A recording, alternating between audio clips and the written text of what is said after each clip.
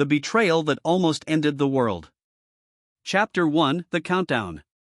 The bunker hummed with the sound of air recyclers and 1,000 tiny fears. Sirens rose like knives, red lamps blinked their vicious tempo across faces turned the color of ash. On the main wall, curves and numbers danced into a single conclusion: launch detected. Confirm impact vectors. General Sokolov's voice hit the steel beams and came back harder. 6 signatures from the U.S. Eastern Seaboard, a young officer answered. Projected trajectories. Moscow, Kaliningrad, Saratov. The giant digital clock began to eat time, 14 minutes and 59 seconds. 14 minutes and 58 seconds in Nebraska, a similar clock bled seconds. DEFCON indicators slid down their rails like guillotines. Algorithms screamed across glass panels. Human breath misted in rooms kept too cold for nerves. None of this started with a war plan or a doctrine. It started with a whisper after a kiss, and a grudge that caught like dry grass in wind. Chapter 2: Crossed Lines. They met in Geneva, the way dangerous people do, at the edge of something important. Major Alexei Morozov attended arms control talks as a technical advisor, which meant his badge opened doors and closed mouths. Anna Nowak, a Polish-born interpreter assigned to a NATO delegation, wore the fatigue of diplomacy like a silk scarf, light, elegant, hiding the bruises. He noticed the chipped corner of her nail as she passed him a coffee. She noticed the way he listened to the pauses between people's words. The first night, they exchanged weather and pleasantries. The second, they walked along the lake until the fountains turned into silent ghosts. The third, they kissed under a lamp that had flickered for years and never been fixed. They were meticulous at first. No texts, only handwritten notes burned afterward, no photos, only memory, no names, only initials. They met again months later in Vienna, then Tallinn, then a nondescript hotel near Brussels with curtains the color of apologies. Each goodbye was a promise, each return an escalation. Alexei was married, a ring he wore like a tourniquet, tight, necessary, numbing. It's complicated, he said, which is another way of saying it's not honest. Anna told herself she wasn't the kind of person who needed ownership to feel whole. The lie worked until it didn't. Chapter 3: The Jealous Spark. It was a Wednesday when Anna's world bent. She wasn't the kind to snoop, but the loose end found her: a call at 2:17, a whispered Yelena, a silence afterwards that filled the room like smoke. When Alexei woke, he found her on the window ledge, knees to chest, night turned to armor. You said separated, she said. I said complicated. Complicated isn't 2 toothbrushes and a summer house. He reached for her hand, she stiffened. Who am I to you, she asked. A convenience on layovers? A translation of what you can't say at home? He didn't answer quickly enough, and the answer became the silence. By Friday she wasn't crying, which is worse. She carried her wounded pride through work, a dagger concealed as a smile. During a reception at the mission, she drank too fast and laughed too loud, and a captain from the American side, David Roth, with a crease of curiosity between his eyebrows, asked if she was okay. Tell me you've never been lied to by a man whose uniform fit too well, she said. I won't lie, he said, and that made her laugh again. Somewhere between the second and third glass, she told him about a phrase Alexei used, a code he'd muttered without knowing he'd said it aloud: pines at midnight. He'd said it like an apology to himself, like a mantra to steady a hand. Anna didn't realize the phrase wasn't a romance, it was a readiness posture, an old Soviet relic resurrected in a new playbook. Roth didn't think it meant anything until the signals guys upstairs told him it meant everything. Chapter 4: The Echo Becomes an Alarm. An analyst ran the phrase through a vault of machines that listen for ghosts. Pines at midnight cross-referenced with chatter about a snap exercise, a software patch to early warning radar, a satellite drift correction, a convoy's unscheduled fuel stop. None of it meant war. Together, it meant maybe. Maybe is enough to change posture. Posture is enough to change probability. Probability is the flint against which doctrines spark. Reports rose through floors, gaining confidence the way rumors do. A red folder crossed a polished table. A colonel said, "Sir, we'd be derelict not to treat this as pre-decisional movement." The principal nodded because no one wants to be the one who didn't nod before the day the sky fell. At the same hour in Kaluga, a systems engineer signed off on a patch to the OCO9 processing stack. The update was routine, the way one stitches routine before the seam bursts. Postures shifted. Patrols moved. Satellites changed tasks. Someone somewhere misread a drill as a dare. Anna woke the next morning with her mouth tasting of regret. She texted Alexei and deleted it. She wrote an apology and burned it. She walked to work and felt every camera lens like a rain of needles. By afternoon, Roth's tone had changed, from gentle concern to professional distance, from the warmth of a human to the angle of a question mark. What exactly did he say? He asked in a room that was now too quiet. Nothing, she lied, which was technically true in a way that matters to no one. Chapter 5, Chain Reaction. In Moscow, Sokolov read a summary that sounded like a memory from a war he'd trained for but never wanted. Increased satellite tasking from the U.S. side. Movement at certain bases with too many coincidences. One senior aide whispered a line that always belongs to the person least qualified to speak, "Sir, pattern of preemption." In Maryland, a civilian advisor said the inverse, possible Russian pre-delegation signals. We have to assume the worst to avoid living to regret our best-case reading. The table agreed, tables often do. The escalation was a duet of mirrors. Each side saw its reflection in the other's fear and mistook it for intention. Alexei felt the tremors in small ways, a new access list on the bunker door, a handheld radio that hissed with traffic he wasn't supposed to hear, a memo that ended with a sentence too carefully vague, "Ensure all custodial responsibilities are executable with minimal delay."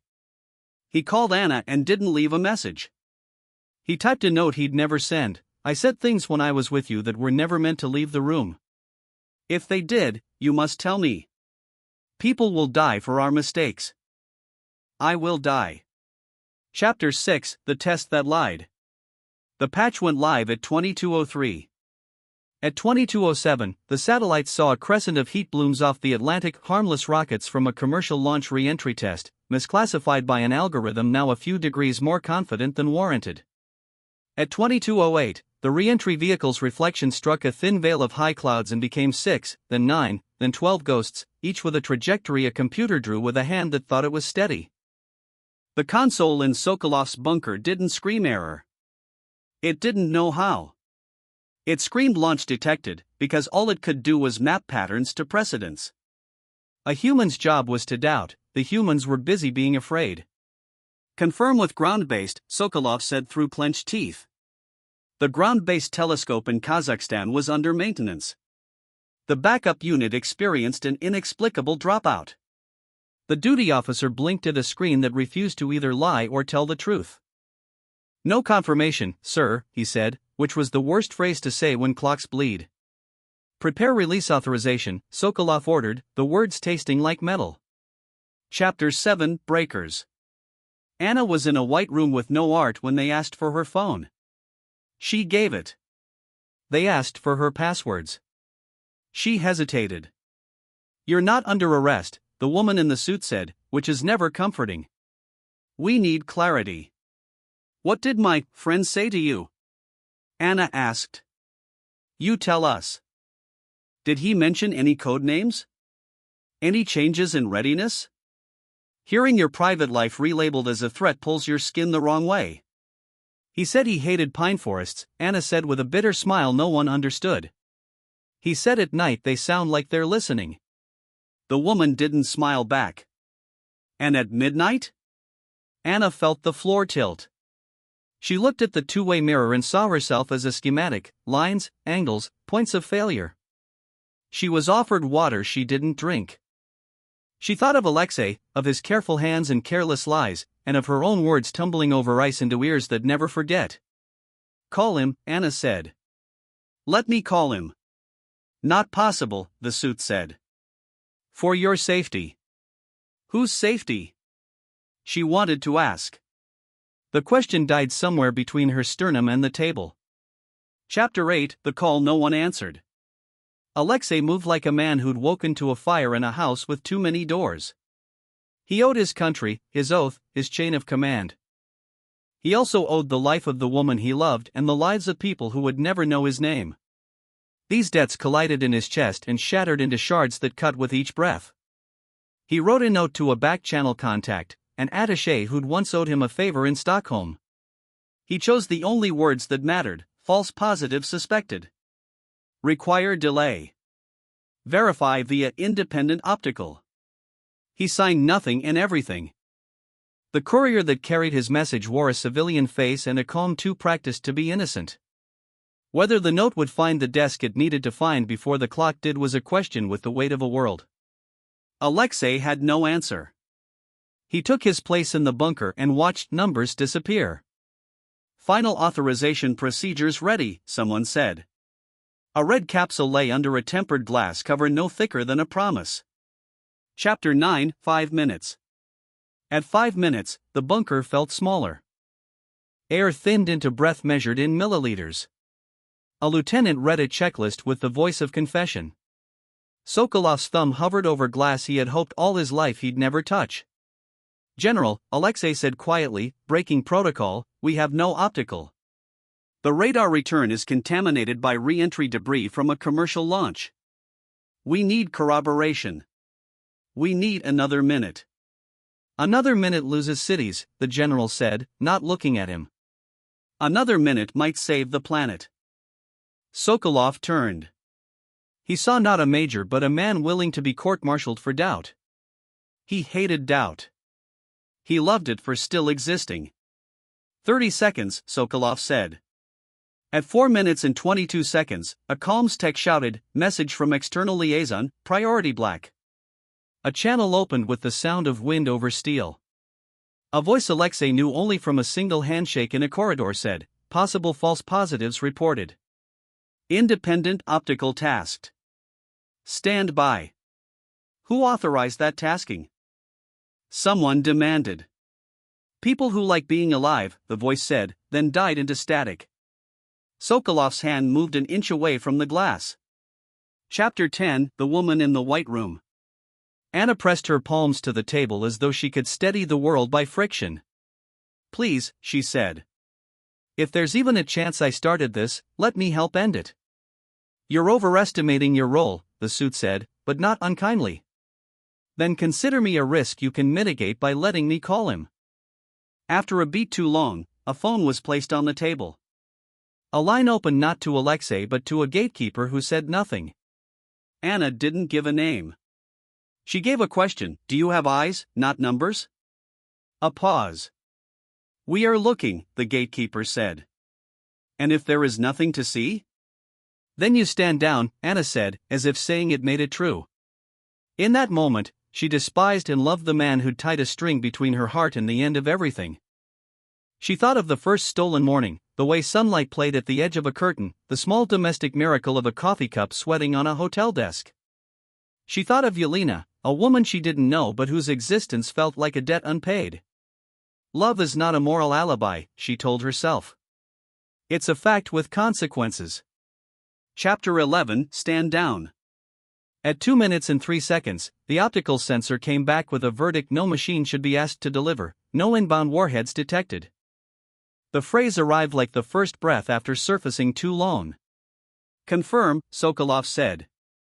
Confirmed, came from 2 stations, then a third. The radar traces wavered, thinned, disappeared, like ghosts stepping backward through a wall.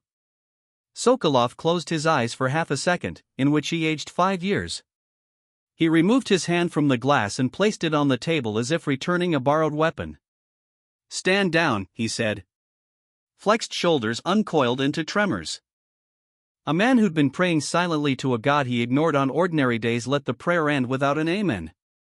Alexei exhaled so slowly it made no sound. He didn't feel relief. He felt the bill arrive. Chapter 12, The Bill. Relief is private, accountability is public. The stand-down didn't erase the signatures the systems had logged, the posture changes both sides had made, the minutes during which the world hinged on cross-checked faith. Investigations began before adrenaline had left the blood. Anna was informed that she would face an internal review, then perhaps another review of the review. Words like compromise and inadvertent disclosure and mitigating intent wrapped her like thorns. She didn't ask for a lawyer. She asked to write a statement that wasn't for the file. I loved a man and hated him in the same week, she wrote. I said something to hurt him and hurt the wrong universe. I am not important enough to end the world, but I learned I'm large enough to dent it. I am sorry in every direction. Alexei didn't get to write anything. He was escorted from the bunker to a room with green walls the color of old institutions. He sat, hands open on his knees, as if to show he had nothing left to hold. He answered questions that were statements, he declined to answer ones that were traps. He did not say Anna's name. His wife visited once and left without touching him. I always knew you would give everything to your work, she said.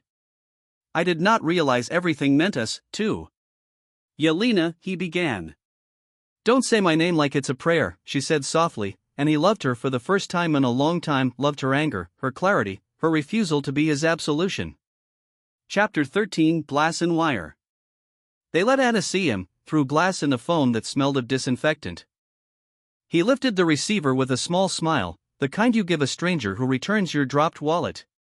She pressed her forehead to the pane for a second, then straightened. I told a stranger a secret I didn't know was a secret, she said. And I told myself a story about us that wasn't true. He nodded. I told you a story about me that wasn't true either. The worst kind, true enough to be convincing. I will testify, she said. I will say that you tried to stop it. It won't matter, he said, not bitterly. What matters is that the world is still here to do paperwork. Silence settled between them with the familiarity of an old friend. They had always been good at sharing quiet. This wasn't love's fault, he said at last. It was ours. That's what love is, she answered. The part of us that can hurt the most. Chapter 14 Aftermath. The official narratives learned to walk without tripping over the truth. A software misclassification. A batch of re-entry signatures at an inconvenient hour. An overabundance of caution supplemented by appropriately skeptical human judgment. Every sentence was true and incomplete. Behind the public lines, memos learned to use simpler words, we got lucky. Meetings were held to ensure luck wouldn't be the primary safety mechanism, and the outcomes of those meetings were thick binders people would never read again until the next time fear arrived with a stopwatch. Captain David Roth received a commendation that mentioned his early detection of anomalous phrasing. He put the certificate in a drawer he rarely opened. The crease between his eyebrows stayed. Yelena filed for divorce and got it. Alexei signed the papers with the patience of a man who has accepted that damage may be the only honest currency left. He was reassigned to a position that looked like a demotion and felt like a reprieve, a windowless room where he taught younger officers how to doubt faster. Anna went home to Warsaw and found the city both smaller and kinder than she remembered. She walked past pines in the evening and listened to them not listening. She took a job translating poetry, which taught her that secrets aren't the only things language carries dangerously. Chapter 15 The Lesson. Months later, at a private conference with no placards, men and women who had shared a near-death experience without ever shaking hands sat around a table and ate pastries that flaked without apology. They spoke in dry terms about cross-domain verification and human-in-the-loop thresholds and semantic leakage in interpersonal contexts. One woman in a dark sweater said, "We like to think our safety is a chain of procedures, but it might be a tapestry. Pull at a thread, a phrase, a glance, and the pattern warps. The fix isn't just stronger threads. It's learning not to pull." No one asked her why her voice caught on phrase. The room didn't do biography. It did parameters. Chapter 16 The World That Didn't End. The world rolled forward as if nothing had happened, which is one of its miracles. Children were born on the day of the almost war and grew into people who would one day hear an elderly professor pause before a slide labeled false positive event, Year X, and say, "I was in the building," with a smile that meant he was somewhere else entirely, counting down in a room that still lived under his skin. Alexei kept a single photograph on a shelf where no one would see it, not of Anna, not of Yelena, but of a road lined with pines at dusk. He had taken it years earlier and never noticed the trees lean toward each other like a conspiracy of listeners. He learned to sleep again, which is to say he learned to forgive his pulse for racing when sirens watched television at night. Anna sent no letters. She mailed no apologies across borders that never should have needed to hold them. She memorized new poems. Some mornings she woke with a sentence on her tongue that would have been perfect to say to a man who lived now in rumors and cautions. She let the words dissolve like sugar in tea. On an anniversary only she kept, she stood at the edge of a forest and whispered to the wind, "Not you. Us." The trees did what trees do, they kept their secrets, they made new ones, they turned light into what the world breathes.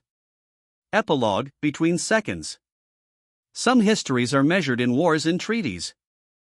Others are measured in the seconds a clock eats while people try to remember how to be human faster than machines can be wrong. This was that kind of history. It did not end the world. It taught a few dozen people how close endings live to ordinary days, a kiss, a word, a jealous hour. The lesson wasn't that love is dangerous, though it is. The lesson was that truth whispered in the wrong direction can become a siren with no ears. If you had been there, you would have heard it, the silence at 2 minutes and 3 seconds, the sound a room makes when it chooses to stand down. It's not a cheer. It's a breath. It's the sound of everything not ending, so that everything else can continue, the coffee cooling on a desk, the chipped nail mended, the fountain in a lake finally fixed, or still flickering, casting light over two people who once thought they could be larger than the consequences of being themselves. And in a bunker that no one visits, a red lamp keeps its steady beat, reminding the concrete and the memory and the long corridors that between the siren and the stand-down lives the only thing that has ever saved us, a person deciding, for one more second, to wait. Don't forget to like, subscribe, and share. We've got plenty more stories coming your way.